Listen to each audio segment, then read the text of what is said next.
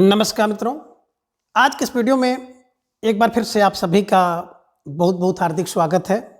हम आशा करते हैं कि आप सभी स्वस्थ होंगे, मस्त होंगे और पूरी तरह से अपनी तैयारी में व्यस्त होंगे।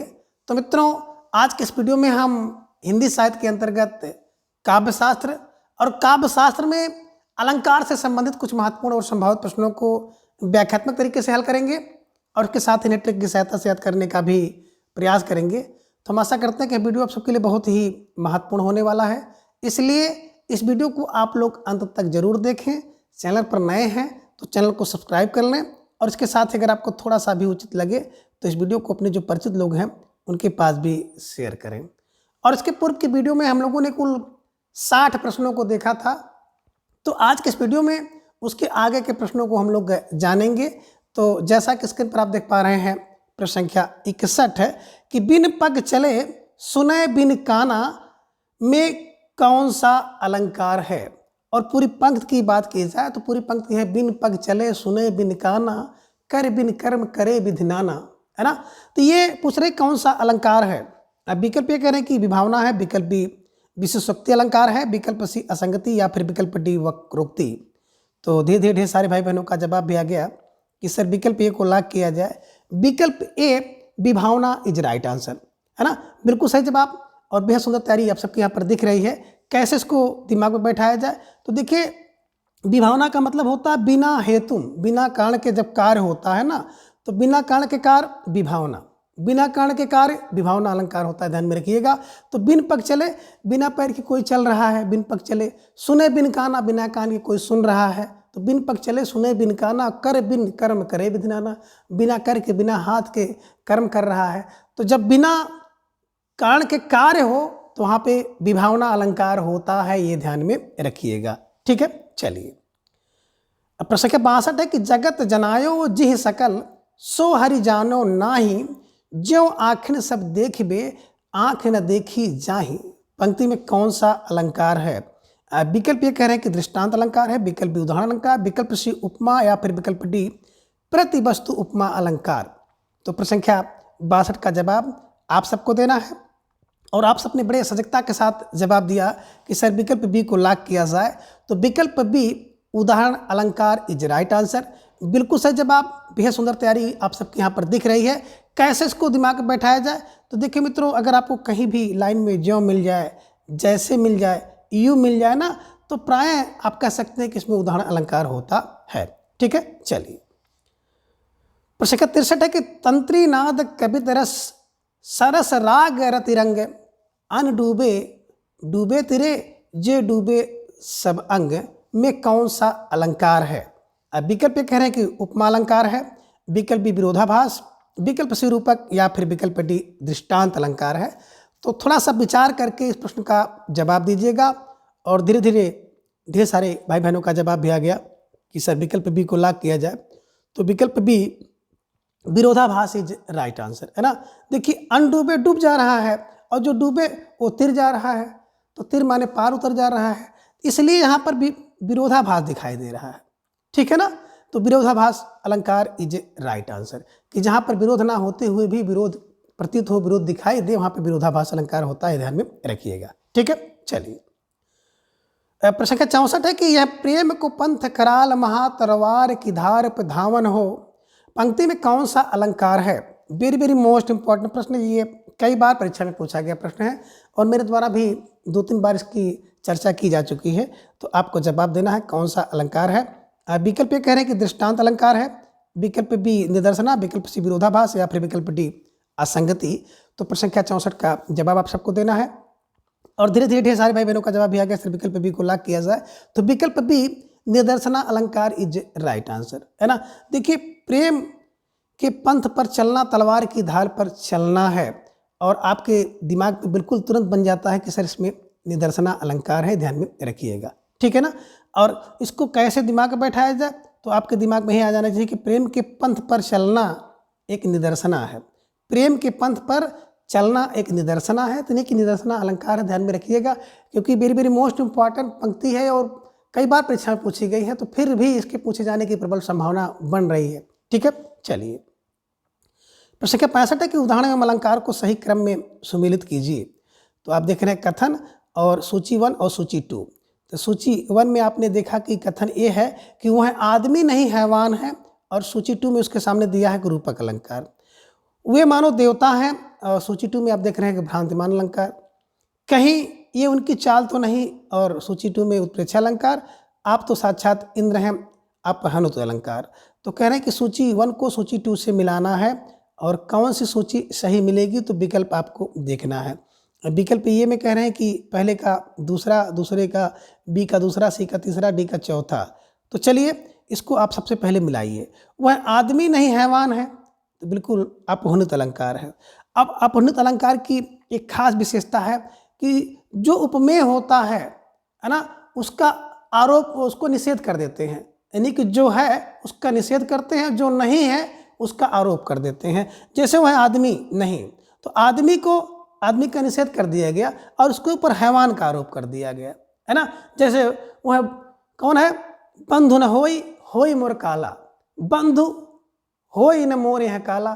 तो भाई है, बंधु है, बंधु का निषेध कर दिया गया और काल का आरोप कर दिया गया। तो उसमें अपहानुत अलंकार होता है, ध्यान में रखिएगा कि वह आदमी नहीं हैवान है।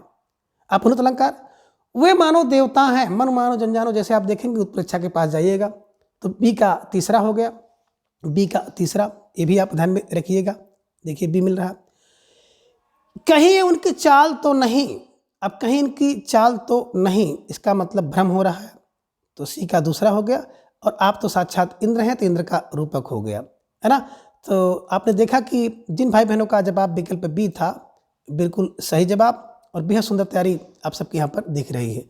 ए का 4, बी का 3, सी का 2 और डी का 1। ठीक है, चलिए प्रश्न संख्या 66 है कि निम्न में कौन सा विकल्प असंगत है। अब आपको जवाब देना है। इनमें एक विकल्प असंगत है, 3 संगत हैं। तो विकल्प ये कह रहे हैं कि मुख नहीं चंद्रमा है, आप हनुत अलंकार, ये संगत है। या फिर विकल्प बी कह रहे हैं कि मुख मानो चंद्र है, रूपक अलंकार, यह संगत है। और विकल्प सी कह रहे हैं कि मुख है कि चांद, संदेह अलंकार है, यह संगत है। या फिर विकल्प डी, मुख तो चंद्र ही है, रूपक अलंकार। कह रहे हैं कि कौन सा इसमें असंगत है। आपको जवाब देना। प्रश्न संख्या 66 आप सबके स्क्रीन पर है, थोड़ा सा सोच समझ कर जवाब दीजिएगा। और धीरे धीरे ढेर सारे भाई बहनों का जवाब भी आ गया। सर विकल्प बी को लाख किया जाए। मुख मानो चंद्र है, मन मानो जन जानो, मनो जनो इत्यादि उत्प्रेक्षा अलंकार, है ना। तो इसमें ध्यान में रखिएगा कि उत्प्रेक्षा अलंकार था और यहाँ पे रूपक था, इसलिए प्रश्न संख्या 66 का विकल्प बी इज राइट आंसर, है ना। यही असंगत है, बाकी सब सही है। ठीक है, चलिए प्रश्न संख्या 67 है कि हृदय घाव मेरे पीर रघुबीरई पंक्ति में कौन सा अलंकार है। विकल्प ये कह रहे हैं कि असंगत अलंकार, विकल्प बी दर्शना अलंकार, विकल्प सी विभावना, या फिर विकल्प डी विश्व शक्ति अलंकार। अब प्रश्न संख्या 67 का जवाब आप सबको देना है, और धीरे धीरे ढेर सारे भाई बहनों का जवाब भी आ गया। सर विकल्प ए को लाख किया जाए। असंगति अलंकार इज राइट आंसर, बिल्कुल सही जवाब। अब असंगत अलंकार का मतलब होता है कि जहाँ पे कार्य और कारण में कोई संगति ना हो, यानी कि कारण और कार्य में कोई मेल ही ना हो, कारण कहीं हो और कार्य कहीं और हो, है ना। तो ये ध्यान में रखिए कि कारण कहीं और कार्य वहीं होगा। तो वो कह रहे हैं कहीं हो। हृदय घाव मेरे, अब मेरे हृदय में घाव है और पीड़ा रघुबीर को हो रही है, तो कारण कहीं है और कार्य कहीं और हो रहा है, तो इसलिए इसमें असंगति अलंकार है, ये ध्यान में रखिएगा। ठीक है। दूसरा आपने देखा निदर्शन अलंकार, जहाँ पर किसी व्यक्ति में क्या करते हैं कि गुण ना होते हुए भी उस गुण का आरोप किया जाए, निदर्शना। जैसे अभी आपने देखा है कि प्रेम के पंथ कराल महा तलवार के धार पर धावन हो, है ना। विभावना बिना हेतु कार्य उत्पत्ति, बिना हेतु के बिना कारण के कार्य की उत्पत्ति हो, बिन पक्ष चले सुने, बिन कहा ना कर, बिन कर्म करे बिन नाना, है ना। और विशेषोक्ति का मतलब होता है सत्य हेतु फलाभाव है, यानी कि कारण होते हुए भी कार्य ना हो, कारण है लेकिन कार्य नहीं होता है, तो उसमें विशेषोक्ति अलंकार होता है। जैसे जल बिच मीन रहे प्यासी, मोही सुन सुनी आवे हासी। तो ये सब ध्यान में रखिएगा। और संख्या 67 का विकल्प ये को आप हमेशा के लिए कंठस्थ कर लीजिए। ठीक है, चलिए प्रश्न संख्या 68 है कि जब उपमेय में उपमान की संभावना प्रकट की जाए तो वहाँ पर कौन सा अलंकार होता है। विकल्प ये कह रहे हैं कि रूपक, विकल्प उपमा, विकल्प सूत्रच्छा, या फिर विकल्प डी यमक। तो आप सब भाई बहन इसको बखूबी जानते हैं कि जब संभावना हो उपमेय उपमान की तो उत्प्रेक्षा अलंकार होता है। बिल्कुल सही जवाब, बेहद सुंदर तैयारी। ठीक है, चलिए प्रश्न संख्या 69 है कि माँ के सुच उपकारों का जीवन में अंत नहीं है, निस्वार्थ साधना के पथ पर माँ जैसा संत नहीं है। इस पंक्ति में कौन सा अलंकार है। विकल्प ए कहने की विभावना, विकल्प विशेषोक्ति, विकल्प सी प्रतीप या फिर विकल्प डी अनन्य अलंकार। तो प्रश्न संख्या 69 का जवाब आप सबको देना है और धीरे धीरे ढेर सारे भाई बहनों का जवाब भी आ गया कि सर विकल्प सी को लॉक किया जाए। प्रतीप अलंकार इज राइट आंसर। बात करें प्रतीप अलंकार की, इसका मतलब होता है उल्टा, यानी कि जो उपमेय होता है ना, उस उपमेय को ही उपमान से श्रेष्ठ मान लिया जाता है। तो ध्यान में रखिएगा, माँ को संत से श्रेष्ठ मान लिया गया है, इस कारण से इसमें प्रतीप अलंकार है। ठीक है, चलिए प्रश्न संख्या 70 है कि मुख कमल समीप सजे थे, दो दल किसलय पुरैन के, इस पंक्ति में कौन सा अलंकार है? विकल्प ए कहने के रूपक, विकल्प बी अतिशयोक्ति, विकल्प सी उत्प्रेक्षा या फिर विकल्प डी उपमा। तो प्रश्न संख्या 70 का जवाब आप सबको देना है और धीरे धीरे ढेर सारे भाई बहनों का जवाब भी आ गया सर विकल्प ए को लॉक किया जाए। तो विकल्प ए रूपक कीजिए राइट आंसर। ठीक है, चलिए प्रश्न संख्या 71 है कि एक म्यान में दो तलवारें कभी नहीं रह सकती हैं, किसी और पर प्रेम नारियां पति का क्या सह सकती हैं, इस पंक्ति में कौन सा अलंकार है? विकल्प ये कह रहे हैं कि समासोक्ति अलंकार, विकल्प बी विभावना अलंकार, विकल्प सी दृष्टांत अलंकार या फिर विकल्प डी है विरोधाभास अलंकार। तो आपको जवाब देना है और प्रश्न संख्या 71 आप सबके स्क्रीन पर है। धीरे धीरे ढेर सारे भाई बहनों का जवाब भी आ गया कि सर विकल्प सी को लॉक किया जाए, विकल्प सी दृष्टांत अलंकार इज राइट आंसर। ठीक है, चलिए प्रश्न संख्या 72 है कि पाए महाबर देन को नाइन बैठी आए, फिर जान महावरी एड़ी मीडत जाए, इसमें कौन सा अलंकार है? विकल्प ये कह रहे हैं कि अतिशयोक्ति, विकल्प बी भ्रांतिमान, विकल्प सी संदेह या फिर विकल्प डी प्रतीप अलंकार। तो प्रश्न संख्या 72 का जवाब आप सबको देना है। वेरी वेरी मोस्ट इंपॉर्टेंट प्रश्न है और धीरे धीरे सारे भाई बहनों का जवाब भी आ गया सर विकल्प बी को लॉक किया जाए। तो विकल्प बी भ्रांतिमान अलंकार इज राइट आंसर, है ना। अब भ्रांतिमान अलंकार का मतलब होता है जब किसी व्यक्ति या वस्तु में समान गुण धर्म के कारण एक वस्तु में दूसरी वस्तु का भ्रम हो जाए और भ्रम के अनुरूप कार्य भी कर दिया जाए, तो उसे भ्रांतिमान अलंकार कहते हैं। जैसे आप किसी मार्केट में या कहीं पर किसी व्यक्ति को देखते हैं और उसको अपने मित्र समझ करके उसको संबोधन कर देते हैं कि राहुल, और बाद में पता चला कि राहुल नहीं है ना। तो उसी प्रकार से यहाँ पे कह रहे हैं कि नायिका का जो पैर है ना बहुत लाल है, तो लाल पैर को देख करके जो नाइन है उसको समझ रहे हैं कि महावरी यानी कि रंग लगा हुआ है, ऐसा समझ करके उसको एड़ी को रगड़ रही है और जब रगड़ती है तो उसके जो एड़ी है और भी लाल हो जाती है। तो इसमें भ्रम हो गया है और भ्रम होने के कारण जो उसके अनुरूप कार्य भी कर रही है ना। इसलिए विकल्प बी भ्रांतिमान अलंकार इज राइट आंसर। ठीक है, संदेह अलंकार की बात करते हैं तो संदेह में जो संशय है वो हमेशा के लिए बना रहता है, क्लियर नहीं हो पाता है कि सारी है कि नारी है कि नारी है कि सारी है ना। संदेह बना रहता है, उसके अनुरूप कार्य नहीं हो पाता है। ठीक है, चलिए प्रश्न 73 है कि पीपर पात सरस मन डोला में कह रहे हैं कि मन क्या है? विकल्प कह रहे हैं उपमेय, विकल्प बी उपमान, विकल्प सी वाचक या फिर विकल्प डी धर्म। तो प्रश्न संख्या 73 का बड़ा प्यारा सा प्रश्न है और आप सबका जवाब भी आ गया सर विकल्प को लॉक किया जाए, उपमेय इज राइट आंसर।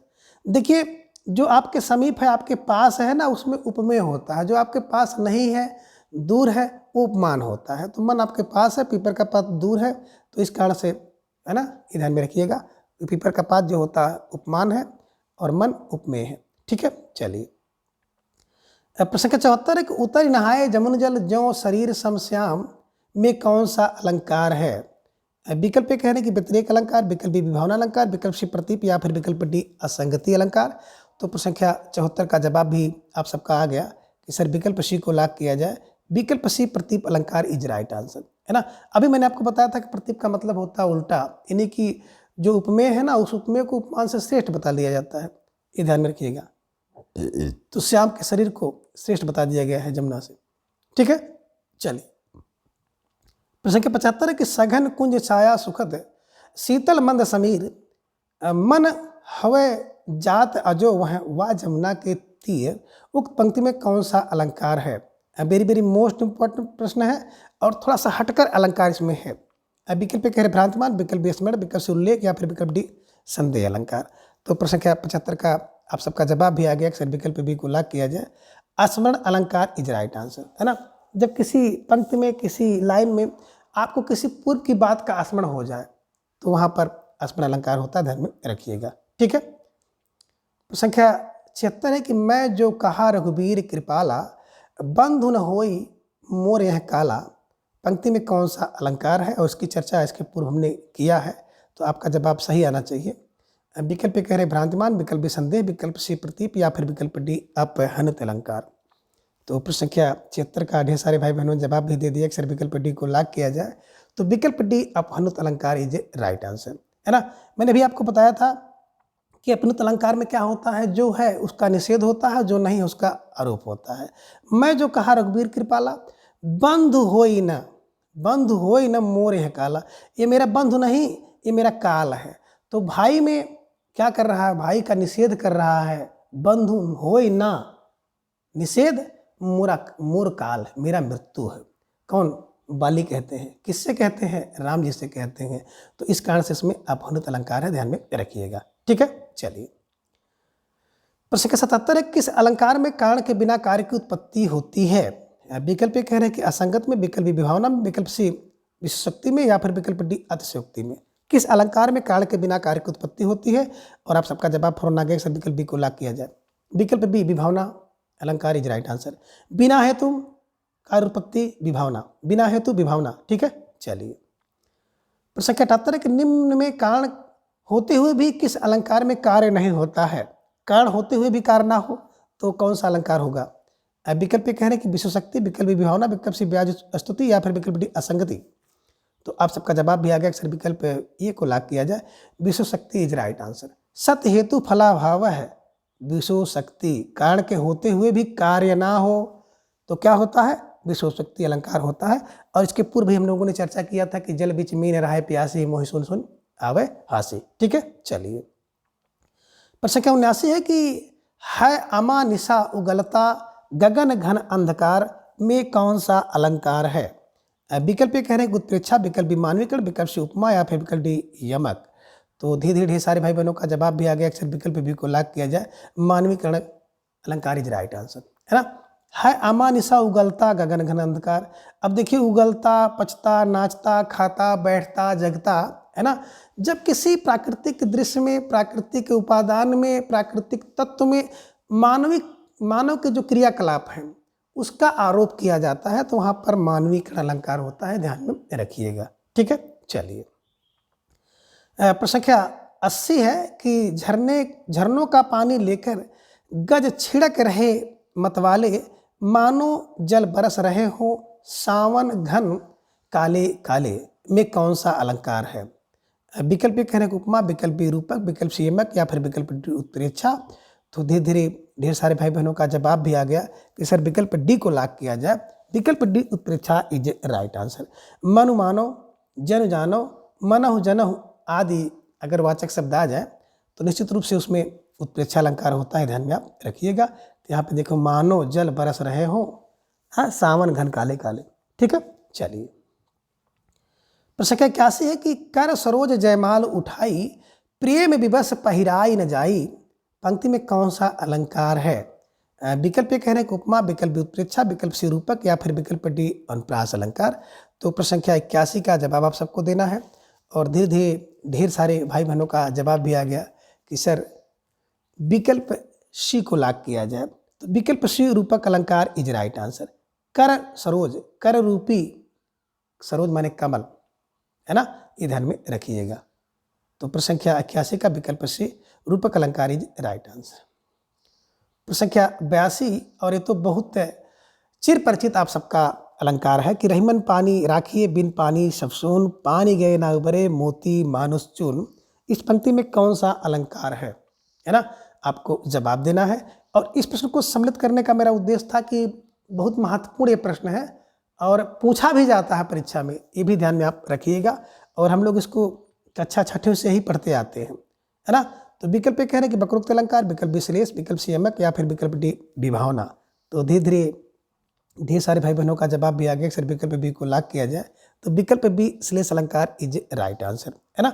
और यहीं पे एक चीज़ और जान लीजिएगा कि पानी गए न उबरे मोती मानस चून, ये जो दूसरी पंक्ति में पानी है, इसी पानी के 3 अर्थ हैं, है ना।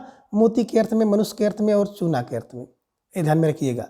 तो मोती के अर्थ में पानी का अर्थ चमक है, मनुष्य के अर्थ में पानी का अर्थ प्रतिष्ठा या सम्मान से है और चूना के अर्थ में पानी का अर्थ जल से है। तो इसी पानी में 3 अर्थ चिपके हुए हैं, है ना, ये ध्यान में रखिएगा। और मैंने आपको बताया था कि श्लेष अलंकार का अर्थ होता है श्लिष्ट, और श्लिष्ट माने होता है चपका हुआ, कि जब एक शब्द में कई अर्थ चिपके हों तो वहाँ पर श्लेष अलंकार होता है। ठीक है ना। तो ये हमेशा ध्यान में रखिएगा कि जो दूसरी वाली पंक्ति है, दूसरी वाली पंक्ति में इसी पानी के 3 अर्थ हैं। पहली पानी में 2 बार पानी पानी आया, उसका कोई मतलब विशेष नहीं है। ठीक है, चलिए। प्रश्न 83 है कि हीर सा हृदय हमारा कुचला शिरीष कोमल ने, पंक्ति में कौन सा अलंकार है? विकल्प कह रहे हैं कि उपमा है, विकल्प विश्लेष है, विकल्प से रूपक है, या फिर विकल्प डी अनुप्रास है। तो पहले तो आप कथन देखिए, फिर इसका विकल्प देखिए। अब विकल्प ए में कह रहे हैं कि ए और बी है, विकल्प बी में कह रहे हैं कि बी और सी है, विकल्प सी में कह रहे हैं कि सी और डी है, या फिर विकल्प डी कह रहे हैं कि ए और डी है। तो अब आपको जवाब देना है हीर सा, है ना, हीर सा हृदय हमारा, हा देख रहे हैं, है ना। तो एक तो अनुप्रास हो गया, और दूसरा यहाँ पे फिर कह रहे हैं सा कोमल है, तो उपमा हो गया। तो अनुप्रास और उपमा किस विकल्प में है? यानी कि ए और डी कहाँ पे हैं? बोले सर विकल्प डी में है।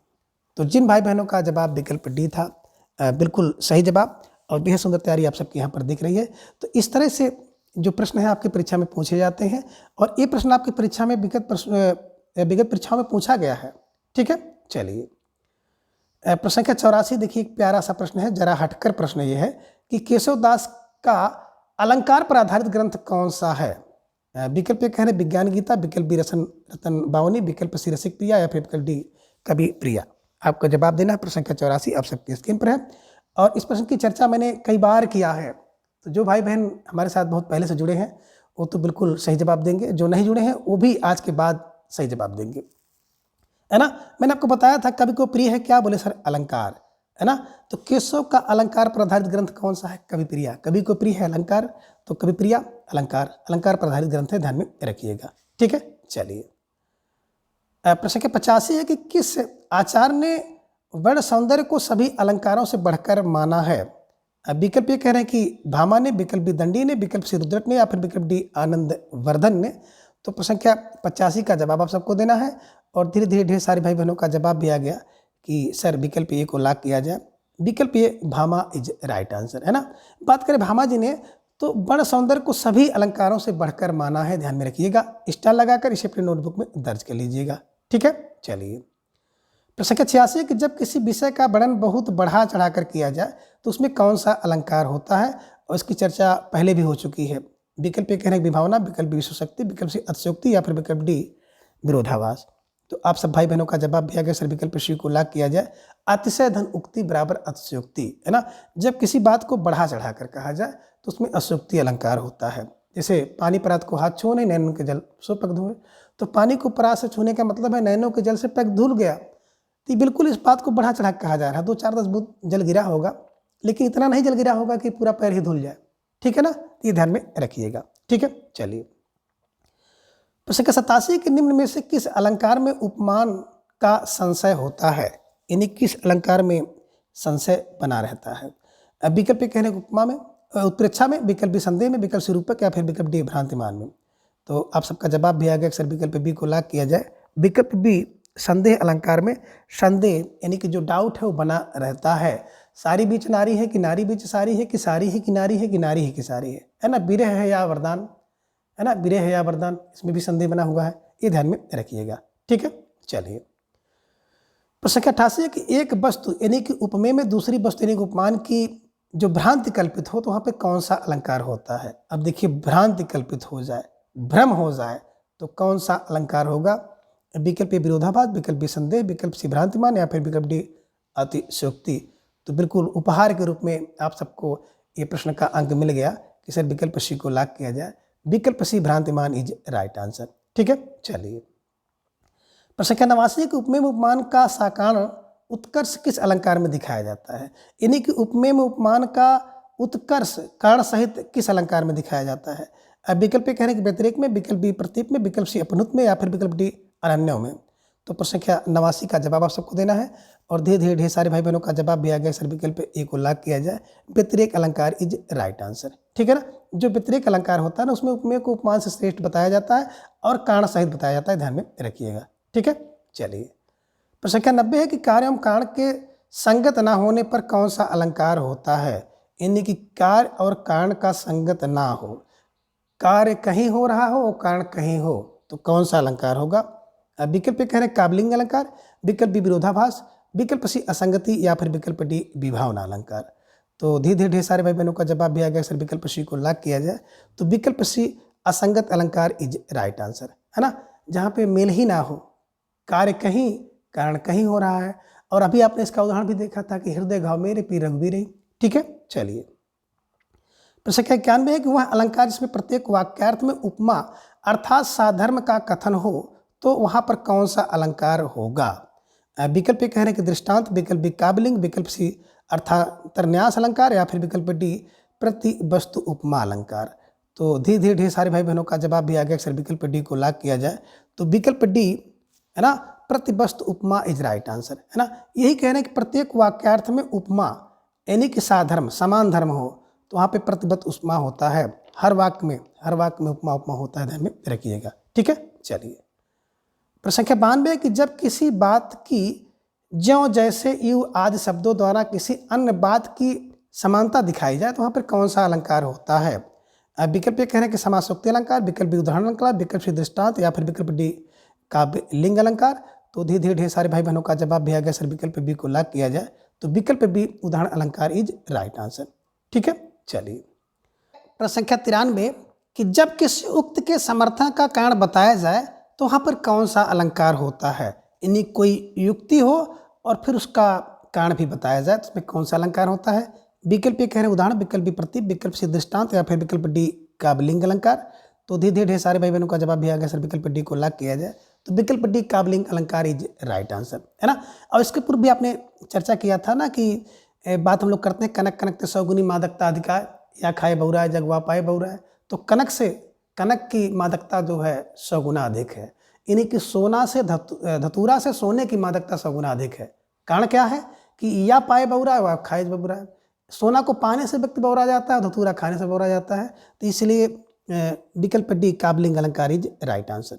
ठीक है, चलिए प्रश्न संख्या 94 कि जब किसी साधारण बात का विशेष बात से तथा विशेष बात का साधारण बात से समर्थन किया जाता है तो वहाँ पे कौन सा अलंकार होता है? साधारण का विशेष, विशेष का साधारण से समर्थन किया जाए तो विकल्प कह रहे काबलिंग, विकल्प बी अर्थांतरन्यास अलंकार, विकल्प सी प्रतीप या फिर विकल्प डी प्रतिवस्तु उपमा अलंकार।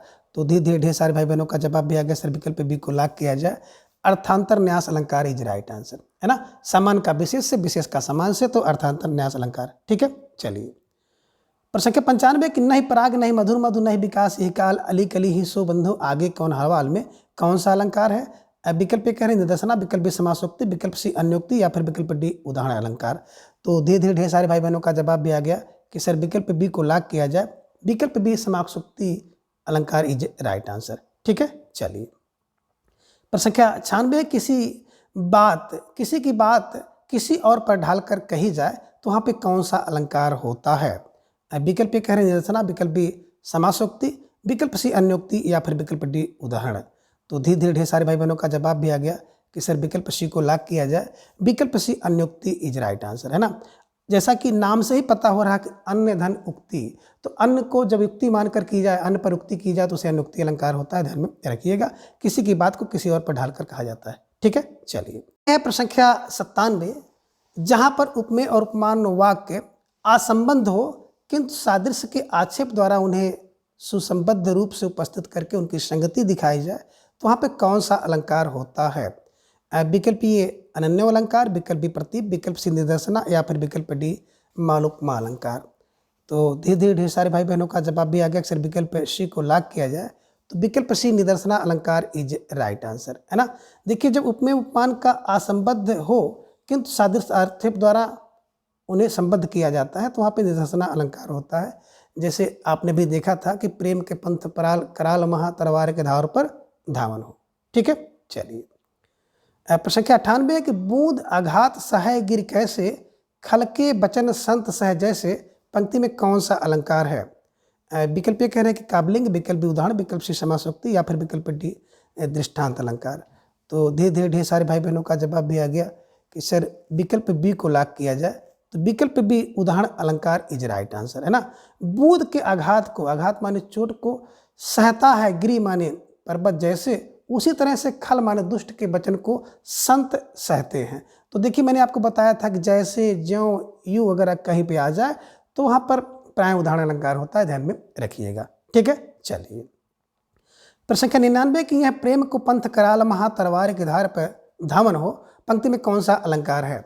विकल्प ए कह रहे हैं निदर्शना, विकल्प बी अन्योक्ति, विकल्प सी उदाहरण या फिर विकल्प डी दृष्टांत। तो ये प्रश्न कई बार घुमा फिरा करके रिपीट हो गया है, इसलिए आप सबने इस प्रश्न के जवाब देने में जरा भी देरी नहीं की और विकल्प ये निदर्शना अलंकार ही राइट आंसर। मैंने आपको बताया था कि प्रेम के पंथ पर निदर्शना होता है, प्रेम के पंथ पर निदर्शना ध्यान में रखिएगा। ठीक है, और प्रश्न संख्या 100 है कि पीपर पात सरस मंडोला पंक्ति के संबंध में कौन सा कथन असंगत है? विकल्प ए कह रहे हैं कि पीपर पात उपमान है, विकल्प बी कह रहे हैं कि मन उपमेय है, विकल्प सी कह रहे हैं कि डोला धर्म है और विकल्प डी कह रहे हैं कि सरिस एक रूपक अलंकार है। तो धीरे धीरे ढेर सारे भाई बहनों का जवाब आ गया कि सर विकल्प डी को लॉक किया जाए। सरिस रूपक नहीं होता बल्कि रूपक अलंकार है। सरिस की बात करते हैं तो सरिस एक वाचक शब्द है। ठीक है ना, तो जिन भाई बहनों का जवाब विकल्प डी था बिल्कुल सही जवाब और बेहद सुंदर तैयारी आप सबकी यहाँ पर दिख रही है। तो मित्रों आज की इस वीडियो में बस इतना। अगले वीडियो में हम किसी एक नए टॉपिक के साथ उपस्थित होंगे।